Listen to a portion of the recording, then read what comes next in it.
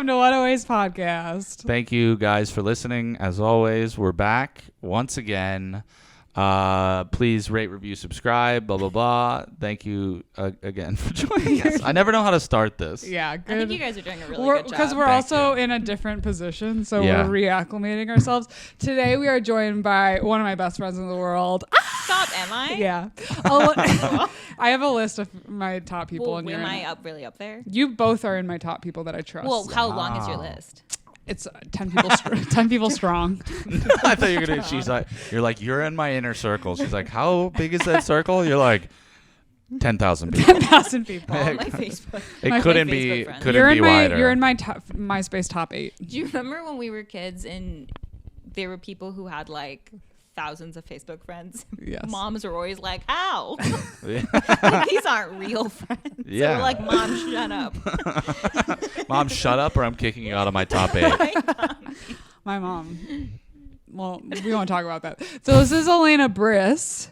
For years, I was mispronouncing your last name. Everyone does.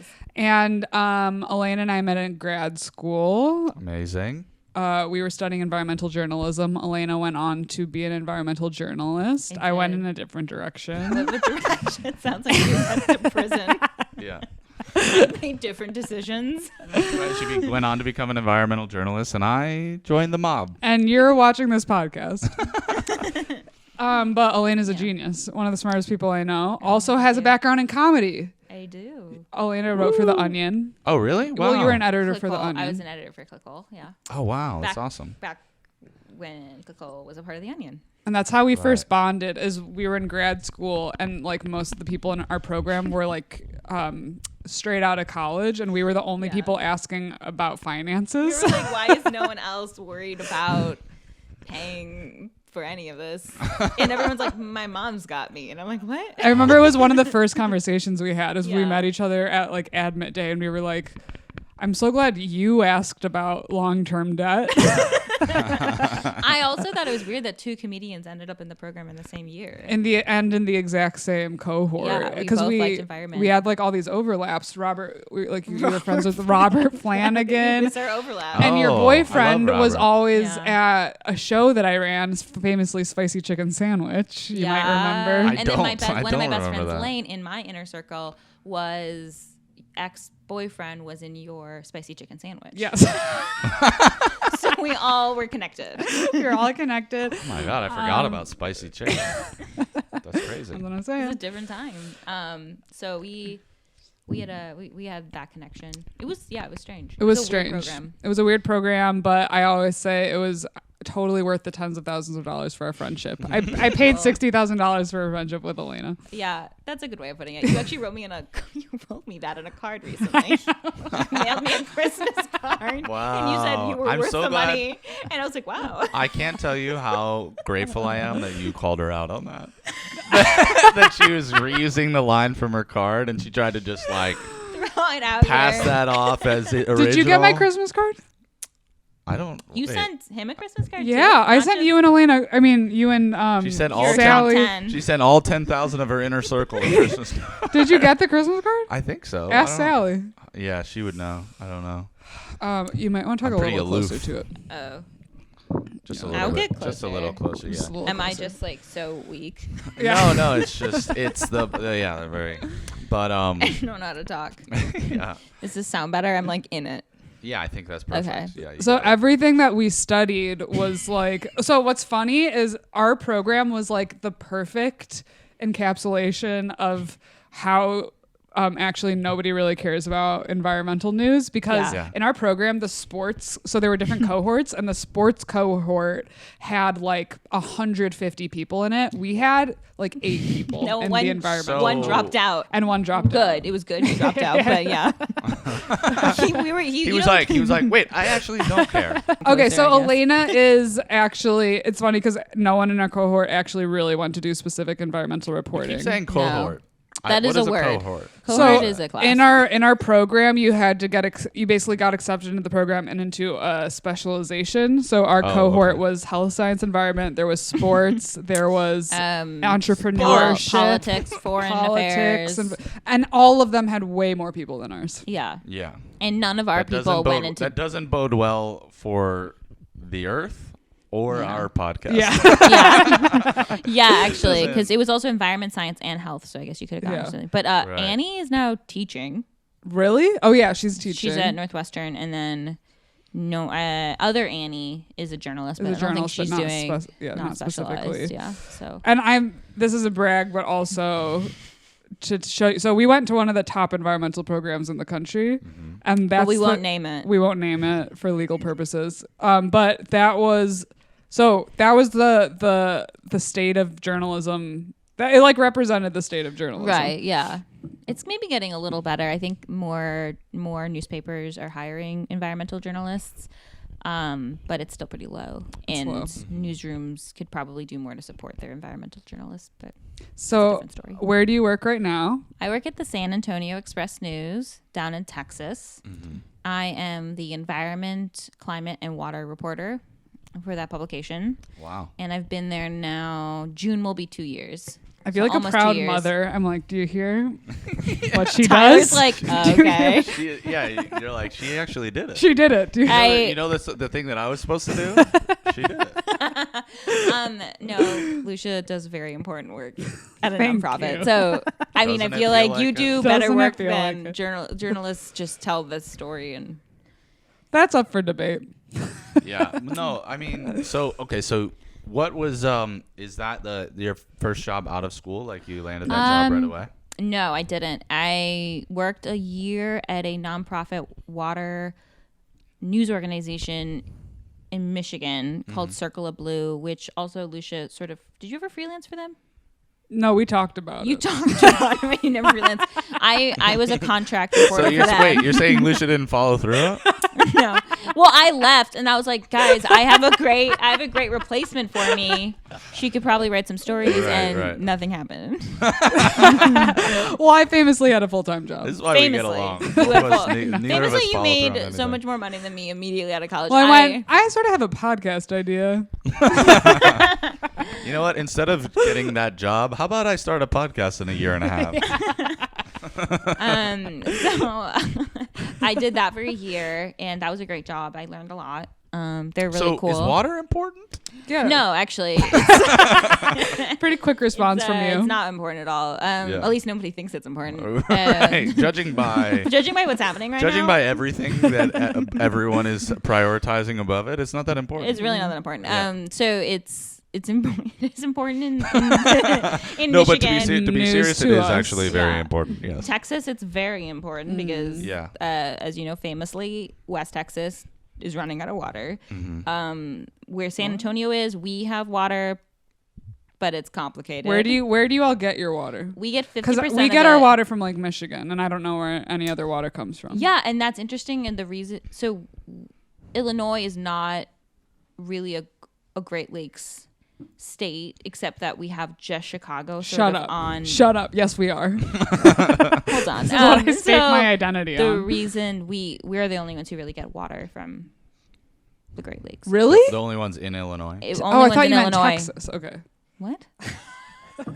No, she's saying Chicago. Oh, Chicago. I actually know this because if you live in the basin, you have access to Cook County water, but anyone outside, basically Cook County, doesn't get. But then there are certain. This is from my time at Circle of Blue. I learned this. Is like there are certain areas, like suburbs, that they make sort of claims for Great Lakes water, and then everyone in the region has to like sort of vote on it. Like all the the different governors. states who are involved in the Great Lakes have to vote on whether or not Do this you- little area gets So this water. is the.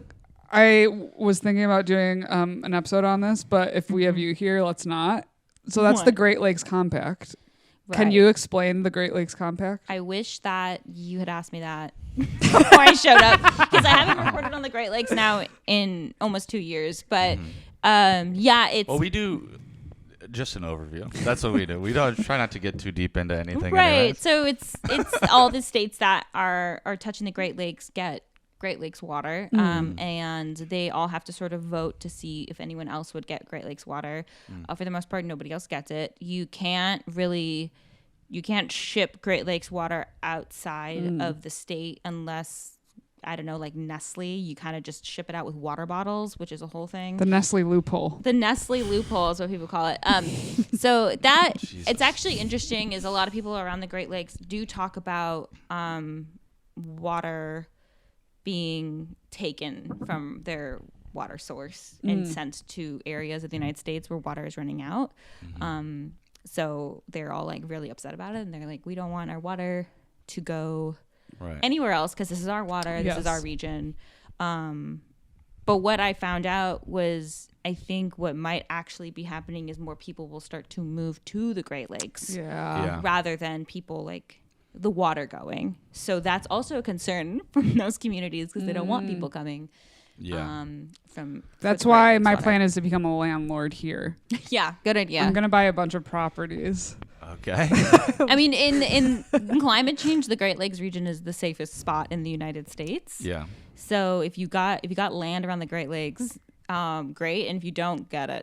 That's what I'm saying. Yeah. I don't have any. So, and I'm also in a really dry. I moved to Texas. I left my spot by the Great Lakes and I moved to Texas. You left your piece of property. I did. You went to one of the driest places. I went to a place that not only is really dry, but they have terrible regulations and aren't doing a great job with the environment. Well, but that's probably why they need you there, though. You know, like you're reporting on that stuff and trying to bring light to it, right? I am trying. Yeah. It's yeah. So in San Antonio there are 2 environment reporters in the whole area, and it's like the 7th largest city in the United States. That's so crazy. Yeah, and I mean the TV news has people who write on water sometimes, but they don't. It's not their beat. So it's me, and then there's another woman who works at like the nonprofit news organization there. What blows my mind is like when we've talked about because you're in Report for America right now, which is like it's a journalism program that's sort of would you compare it to like AmeriCorps? It's like Teach for America or AmeriCorps, where they place journalists in underserved areas for underserved and beats like in news. They didn't have an environment reporter at Express News, so that's why they brought me there. So as we've been talking about what you're going to do next, you've said to me multiple times like I don't know if I'm going to be able to find another environmental reporting job or like one that I'm like, what? It's the most important thing to be you've reported so much and you have such a knowledge and specialization, and it's so hard to get hired.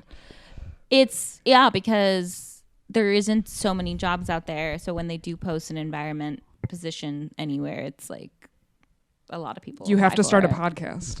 You do. Yeah.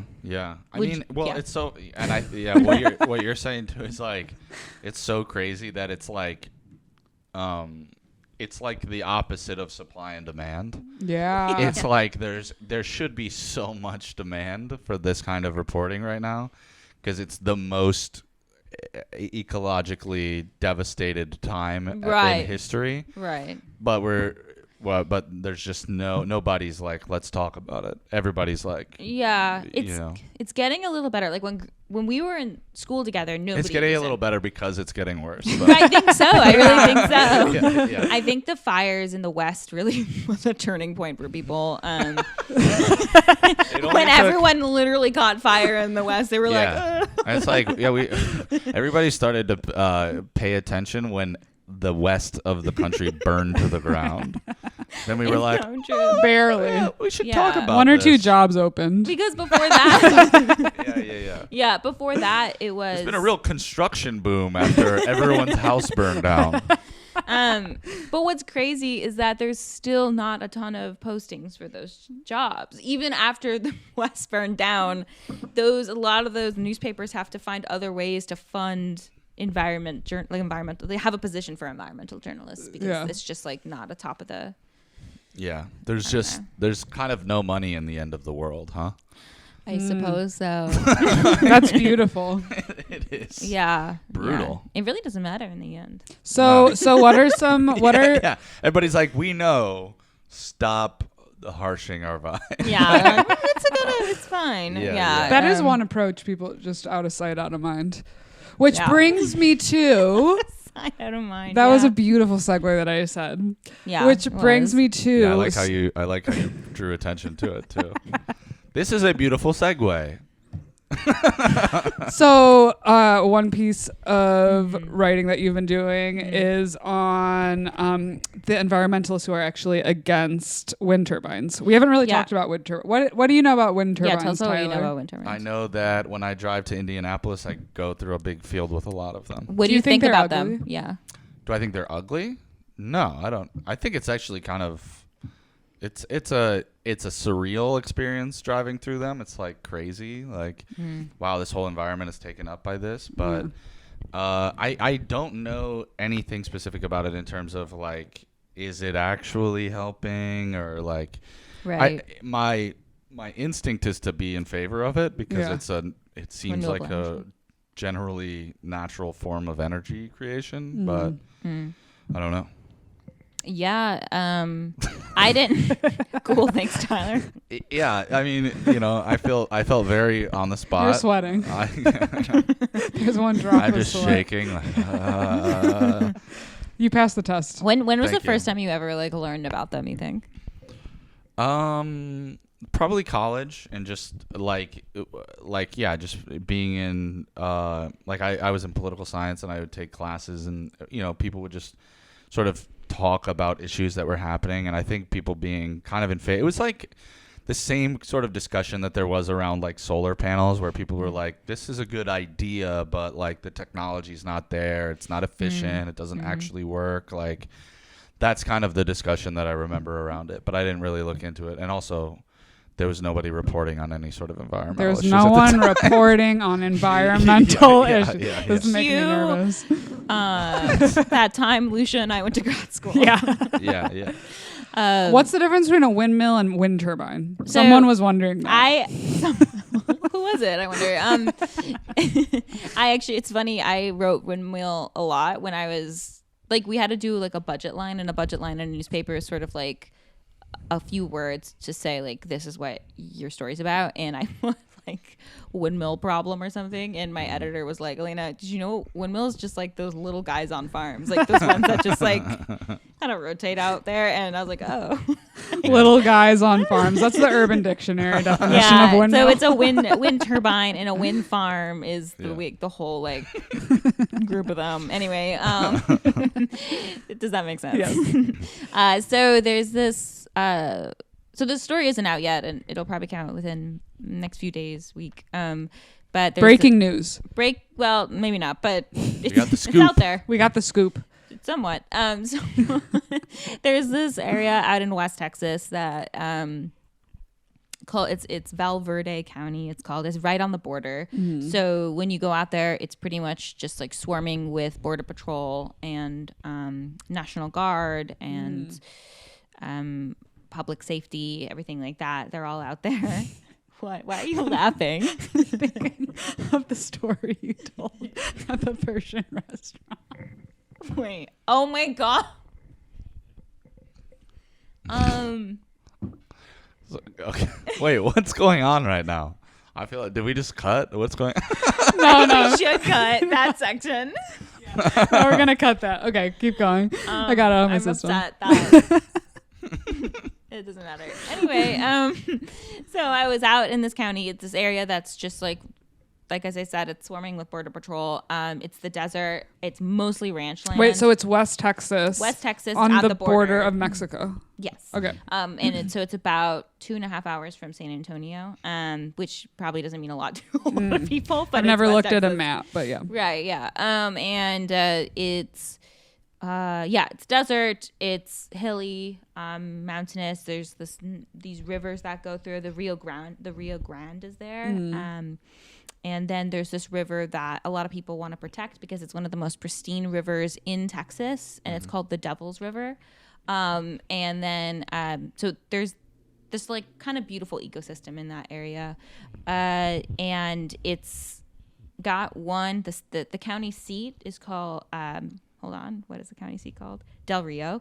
The county seat is Del Rio, and it has like pretty much 75% of the population of this entire county. So it's sort of like if you think about like Chicago and the rest of Illinois. It's like this is where everyone is, and then everything else is just ranch land. It's just people, like think of West Texas ranchers, like cowboy hats, like big boots, guns strapped to their side, eating beans, all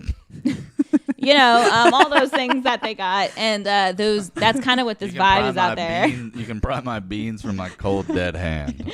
Yeah, it's exactly what it is, and it's like cowboys.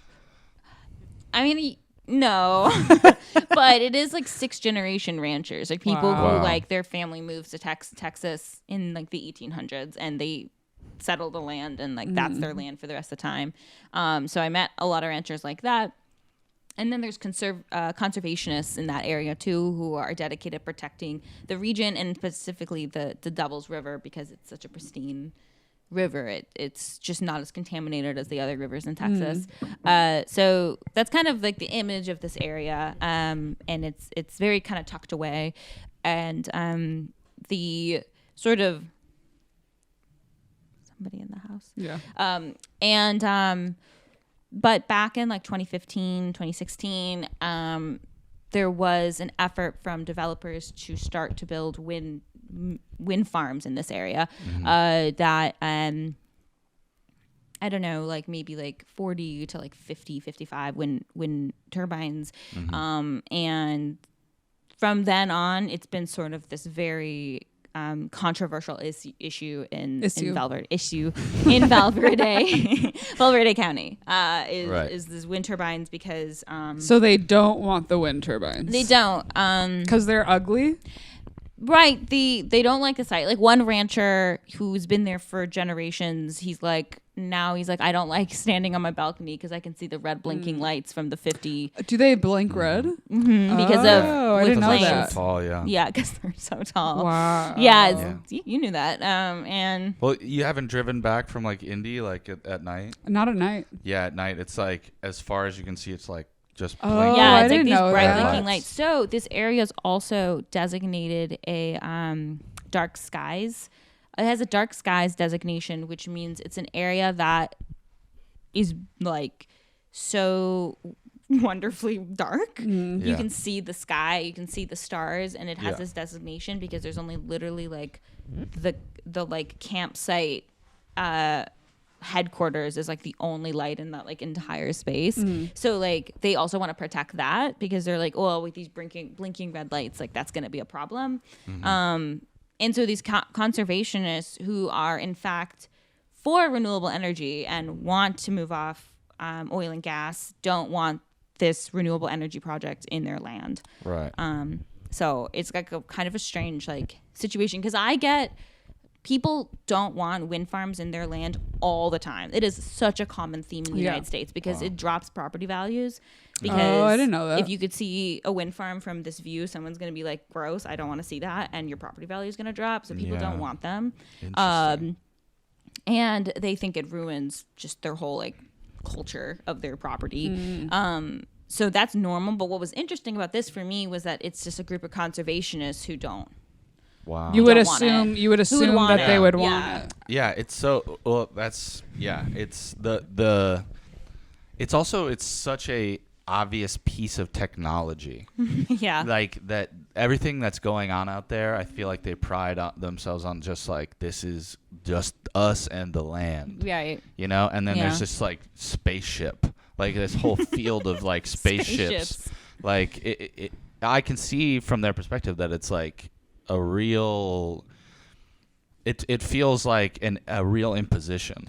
I think especially for those older ranchers, it's like, this is my home, this is my way of life, this is my culture, and now you're going to bring in these like big machines and they're going to ruin what I have. It takes away like the natural beauty of the ambiance of the area, I guess. I get it. And I think what I do find I just find it interesting because like a skeptic or maybe even just a person who's practical would be like, well, it doesn't even matter because in 50 years, like global warming is going to overtake these areas anyway and make them into brittle landscapes with no water. So why does it matter if you have renewable energy here?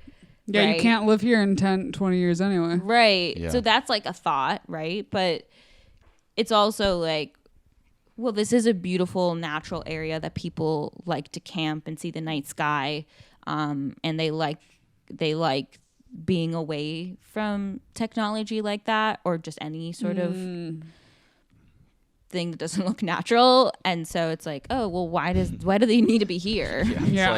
It's like a mountain range, and you're like, oh, it's beautiful, Right. but then there's a giant iPad just like sticking out of the mountain range, and you're like, I think that's what some of these guys think of it as. They don't trust it. Yeah. And so it just is. Yeah, it doesn't fit. Yeah, I could totally. I mean, I get it. So then, what do they think of like solar? Is They solar don't mind just it as less much. imposing? Yeah, because you can't see it from a distance. But the thing with solar panels is you have to pretty much clean cut miles of land to set up a solar panel farm, and so that can be like an issue for people too, where it's like, oh, you're like decimating the natural landscape to put in the solar panel Right. Right. farm.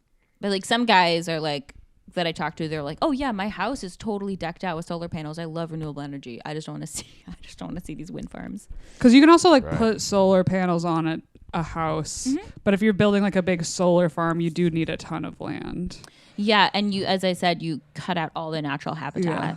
So it's just, I don't know. I'm wondering what you think. A lot of trade-offs. Yeah, I think that's like when I've talked to sort of experts on energy in Texas, they're like, it is just trade-offs. Yeah. It's deciding what matters in that moment and in that piece of land. What do you think, Lucia? Because you're obviously like, you work for... I'm an expert. You're an expert, I'm first a off. genius. I'm an expert, and I'm gorgeous. What do I think? I almost sent you the draft of my story because I was like... I just feel like it was a hard story to write because it's so like Because some complicated. people could easily read that, and it just justifies... You're it right. could justify their... like an argument that they're already stewing on in their head of like why we shouldn't use Right. renewables. I didn't know the red light thing. And from the other side, it could be like, a frustrated environmentalist living in a city going like, well, we have to put these out there, and then not seeing this from the perspective of the people that live there, especially because they probably don't agree politically. Yeah. Right. Or at least they don't think that they would. This Right. like, oh, of course, this rancher guy with a Doesn't cowboy want hat it. on doesn't want the environmental thing. But then if you lived out there, you wouldn't want it either. It's a completely different perspective, Right, because like as someone go living in the city, it's so Right. easy to be like, yeah, let's use all this land. Like, I why didn't- wouldn't we do it? I honestly didn't realize the red light thing. Right. Yeah. But That- you can Could they do different colored lights? Like a purple color? light? a purple make light. it fun. Make it like Could it be like a rainbow flash? LGBTQ. So you can A I was Pride fine- Month light. I was fine with the lights until they made them gay. I was fine with the lights you'd in the be sky. surprised what you'd hear. So really, there was one guy I interviewed who, I mean, I don't think he's going to be listening to this podcast. I think it's cool that I'm saying I'm this. going so, to like, send it to him. he was the most like traditional rancher I'd ever. He was wearing complete wool. Like he owns his own like wool Head to store, toe head to wool. toe wool. He had a little gun That's the name of the wool store. and a knife. Down here Yeah. at Head to Toe Wool, we'll put you in wool. Head to toe. Yeah, he The commercial writes itself. he felt like Offer the your photographer I services. went with was like she was like shocked. She was like, this man is meant for photos. And like at first, like our source and also fixer. A fixer in journalism is someone who's in the community who kind of like takes you around, who knows it and can Yeah. drive you places. So he was there, and after our interview with this rancher, he was like, I think he dressed up for you guys. Like I think he like wanted to look like this. But then like Sam, the photographer, was like, I found him on Facebook and he just wears this stuff like all the time. Like, what was it? Amazing. Create an image for us. So forest green pants. Head to toe wool. What do you mean create an image? She just told us that he was wearing wool from head Right, to toe. but it was forest green pants. I can't remember what the color of his top was, but it was like a button up like vest with a button up shirt underneath, both wool hat. Is he single? He is actually. I like how you're still trying to break it down so she can understand. So I was So actually. he was wearing wool as a hat, wool as a. just, just really breaking it down. Like, Lucia, I don't know what you don't get about this. Think of all the clothes that you're wearing, but if they were all wool. So wool clothes. So the thing That about him seems being like single. such a bad choice in the Yeah, and the heat. heat. Well, it was pretty chilly out at the time Oh, okay. for Texas. You 50s. like get distracted during the interview. You're supposed to be asking about this controversial environmental issue. You're like, aren't you hot? Aren't you a little warm under that? Yeah, but it was pretty chilly out. But anyway. Why are you wearing mittens? He said head to toe. Just his mittens are polyester. He would never. he would never. He's truly a wool dude. But he's made his choice. like when I asked about his, I was like, "Do you live alone? Are you married? Do you have kids?" And he's like, "No." And I like didn't know how to respond after that. So I was like, "Well, you don't look that old." Oh my god! Because he had said he was like 46, and I was like, "You don't look it." And like he kind of just looked like he was 46, but I didn't know what to say after he's like, "You didn't have a family." I was like, Yeah. "Okay," and then he was like kind of He's quiet. like, I can change. like, I had a I woman. can change that. He's like, I had a woman, but she said it was scratchy. Because he wouldn't. He was like a never nude, but with the wool. Yeah. Never leave it. With head to toe. She made me choose. She said it was her or the wool. And I said, I think you know the answer, and I think you know where my door is. I'll walk you out. So he was the rancher. He was the rancher, and he was interesting because he was so pro oil and gas. So he's a So in Texas, it's weird. Conservationists can also just be Republicans. They can be. No, like, it is very. Yeah. A lot Yeah. of people who donate to my organization are. It's very conservative. Yeah, so these are conservatives, very pro oil and gas, yet very pro like protecting the land, for like what it is, and so it's very confusing sometimes when you talk to these people because they're like voting for people who don't care about their land. But anyway, he told no one votes in their own interests. Like it's crazy. not in Texas, and you know, one point that they like kind of made was like in the city you're still benefiting from these wind farms because they're adding to the general grid, but you don't have to see the wind farms. Like you don't have to see them, but the people out there have to see them. That's why you don't see wind farms around like Austin, right? Like, Right. I don't know if they even have room for them, but like they put them in areas where they don't think there's going to be a fuss from the community. We just assume that farmers want it. Yeah. Or like because you get money if there's like a wind farm on your property, you get paid. I think in that area it's like $3,000 to $6,000 a wind turbine every year. I think I'm gonna move out there. So that's a benefit for some people. They like that. The next podcast, you just see just a bunch of blinking red lights behind us. So also a thing you can do is like you can work with the people building the wind turbines and not have the blinking red lights. Oh, okay. Ooh. So that's something they're trying to negotiate with. It seems like the big problem that they need to figure out. Yeah, and they might probably not have it because the company is Spanish that's going to be building it. Oh, really? They're from Spain. Oh, yeah. wow. It's not a. Wow. Well, it's like, what are they doing down there? Well, I It's think I mean, that it's there interesting isn't that enough space in. Who's actually interesting? They said that the conservationists told me that the Spanish group, it's a renewable energy company. They were like, we're running out of room in Spain to build renewable energy because we don't want to ruin the ancient like landscape with these ancient buildings in Spain and these ancient towns. If you put these windmills here, you're ruining that. So now they're going to Texas where there's no regulation. Classic. And they can build these windmills with like and they're gonna get the energy and use it for Spain. No, they're gonna they're gonna make the money off of they just get paid for building and then sustaining them probably. or something. Yeah. Okay, so back to Mr. Wool. So That was his name. Mr. Wool. Hi, I'm Mr. Wool. So he's conservative. So he's conservative, and he's pro oil and gas. Yeah, and he you is. were earlier telling me that. So in this place where they don't want the wind farms, there is a pipeline that goes underneath. There's several. Yeah, there's like 5 or 6 that go through the county. And people are fine with that. Yeah, I mean, I've also noticed that people in the South, it's very county oriented. Like people are like, this is our county. Yeah. You know? Isn't that? yeah, like, it is like very. I would say that's true, especially in like West Texas where there isn't a lot of like big cities. It's not like you're Chicago proud. You're more like I'm Val Verde proud or whatever. Yeah. So I feel like that totally checks out. Yeah, it's that way in Florida too. Like they were like, this is Pasco County. We you know, it's like yeah, counties are. I feel like they are pretty important there. I don't know. It's crazy. But he's like the extreme side of this case where he's like very conservative, very pro oil and gas, very much like this is my land. I'm a property owner. I could do whatever I want. Which I think is kind of interesting is that he's like, he had oil and gas run through his land, so he was able to make money off oil and gas. And It's now interesting how people who make money off of something are pro that thing. Yeah.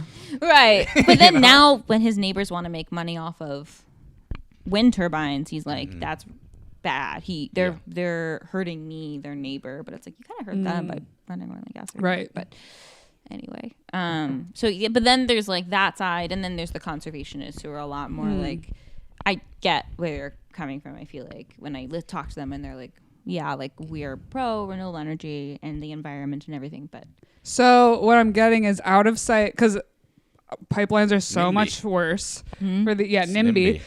Well, Out of my backyard. exactly that. because yeah. pipelines are out of sight, out of mind. So it's easy to like justify them because they're not if they were above ground, no one would want them. Right. Yeah, pipelines were vertical. Yeah, they were just Stretching up into the skies. if they were vertical going like this across the land. Wildly inefficient, but Yeah. But so it's because it's out of sight, out of mind. So my idea is make wind turbines invisible. okay. Go Tell me on. more. So Remember we learned about things that could be invisible in grad school. I forgot about that. Yeah, it's a particle thing. Well, maybe if they were invisible and you could look right through them and not really see them. I feel like planes would hit them all the time. That's true. Yeah, that might be. Birds hit them and we die. we have some renewable energy, but man, a lot of people are dying in plane Why do they crashes. have to? Why do wind turbines have to be so big? Why do wind? Have you ever seen a truck that's carrying one? Like it's No. like it'll be like the oversized load, like car in front, car in back, like, and then it's just one blade of isn't it wind so turbine. crazy? It's Yeah. Have you ever seen They're that? giant. Well, So I've been big. next to a wind turbine and it's They're gigantic. huge, and these ones in tech, these 700 feet one are larger than the usual. Wow, Wind because turbine. everything's bigger in Texas. I gotta go.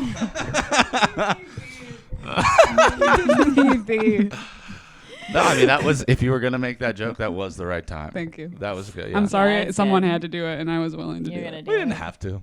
Yeah, We I didn't feel have like to it's do it. actually like you shouldn't have. So they're big. I mean,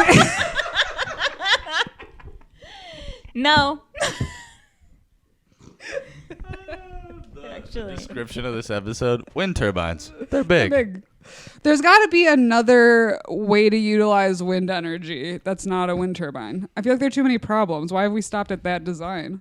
Yeah. I don't know. Let's start a design contest. They are constantly thinking of new ways, like to build to utilize wind energy. I mean, I'm sure you know about this, Lucia. Is like wind energy is great and solar energy is great, but it's also trying to store that energy. Yeah, for later. the storage is the problem, and having batteries. Yeah, So and that- having batteries, which is like a whole other issue. So Yeah. like, yeah, I don't know. I think like for the people in that area, they're like just build them another place in Texas. But I'm sure if they went and build them, those people would be like, Yeah. excuse me, like Yeah. I live over here, so. So what was the conclusion you came to by the end of this article? How do you feel about wind turbines? I feel like I learned.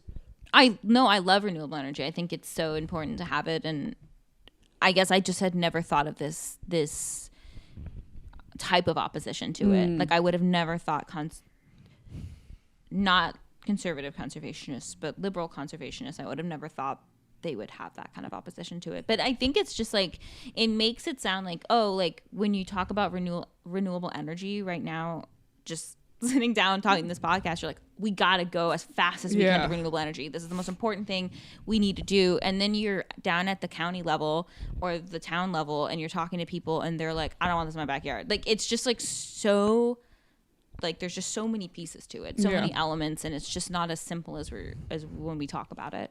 And a lot of those people are also like, why can't we just do nuclear? Which is a lot of times, I mean, I think nuclear is great. I love Are you pro nuclear? nuclear? I think it would be really beneficial. I mean, if we really want to move to renewable energy as fast as we can, like think about oil and gas to nuclear, like just kind of getting into that. I mean, what do you think about nuclear? I just don't like the waste part of it, that we don't really have, that there is a lot of waste and we don't really have a place to store it. Sure. And nuclear just scares me because it's scary. Right. Because it is scary. But I wonder, like, how else do we get to where we need to go? So fast. Yeah. Nuclear does seem to be the middle ground that, like, we could come to. Yeah. Well, they just did that, like, fission thing. And somewhere in California, the big lab, like, they did, like, the first fission, like, successful fission experiment. And I know nothing about it. It's like I don't know much. Obviously, I just keep saying. Yeah, the you word just keep fission. saying fission thing. What is that even? So it's like the reaction that is powering the energy coming out of the sun. It's something to do with, I think, like it's some change to, I think, the hydrogen molecule, and it's like either breaking it apart or putting it together. I can't remember, but they said that they've been trying to do this for like decades, and they just successfully did like the first experiment where they put all this, because it takes so much energy to like generate this reaction, and then they got more energy out of it than they put in for the first time ever. And so they're like, this is the beginning of what, like, if they it's like, you know, it's all theoretical, but they're like, if we could get this to a sustainable level, this would power the whole country on nothing. Yeah. You know, it would just be. I don't trust it. Yeah. It's too scary for me. Yeah. Well, it's like we kind of have to do something scary because we're in a scary situation. Yeah.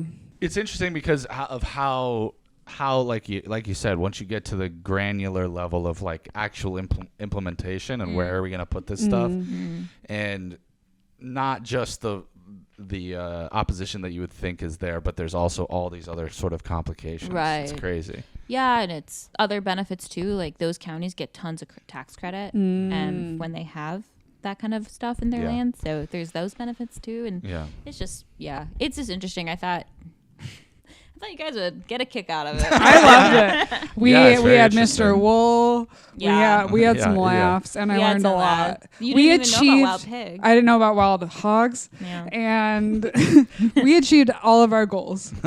Yeah. We laughed you, and we seriously. learned. Yeah. And we Did we loved. love? And we loved. I don't know. Did we? I loved it.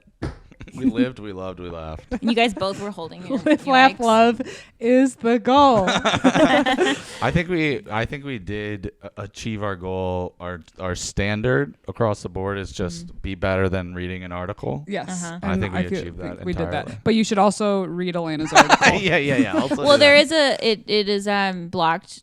It's blocked. This is by a paywall. by a paywall, but I'll print the PDF and Print the PDF off.